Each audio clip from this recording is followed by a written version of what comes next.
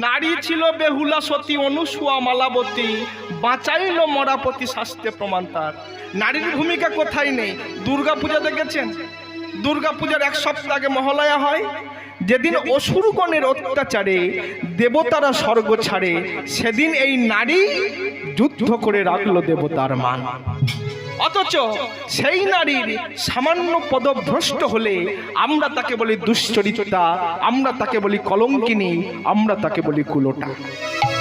সামান্য পদভ্রষ্ট হলে, আর আমরা পুরুষ মানুষ, আমরা হাজার হাজার দোষ করছি, অন্যায় করছি, সেটা কিছু নয়। কারণ এই ভারতবর্ষ পুরুষ শাসিত সমাজ, এরা নারীদের অগ্রাধিকার সহ্য করতে পারে না, নারীদের অগ্রাধিকার মেনে নিতে পারে না। তাই নারী সম্পর্কে আমরা অনেক কটু কথা, অনেক অশ্লীল বাক্য প্রয়োগ করি, দুশ্চরিত্রা, কলঙ্কিনী, কুলোটা। কিন্তু একবারও ভেবে দেখেছেন কি নারী ছাড়া কোন কার্য সাধন হয়?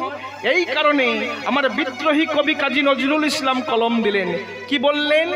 বিশ্বে যা কিছু মহান সৃষ্টি ছিল কল্যাণকর, অর্ধেক তার করিয়াছে নারী, অর্ধেক তার নর। নরকুণ্ড বলিয়া তোমারে কে করে হে অজ্ঞান, তারে বলে দাও আদি পাপ নারী নহে, সে যে পুরুষ শয়তান।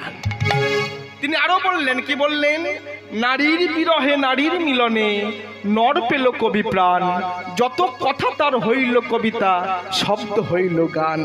তাজমহলের পাষাণ দেখেছ, দেখনি তো তাহার প্রাণ, অন্তরে তার মমতাজ নারী, বাহিরেতে শাহজাহান।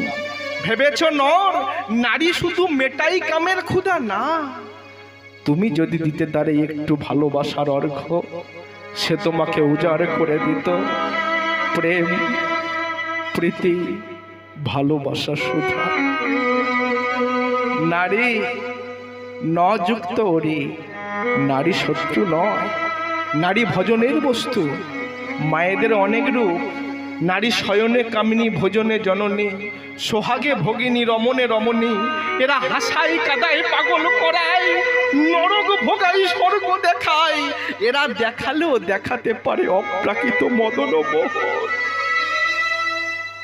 নারী ভজনের বস্তু, মাতৃজাতি। তাই তো বলছে নারীর সৃজন অতিশয় কঠিন, কেবা বুঝিবে তাই, বুঝিবে অবধি নারী বিষবিধি, বিষ অমৃত একই ভাণ্ডে রয়। তাই না? মায়েদের বক্ষ সৌন্দর্যে আকৃষ্ট হয়ে কত পুরুষ মানুষ মিলে পড়ে, আর সেই মায়ের বক্ষ সুধা পান করে সন্তান লালিত পালিত হয়।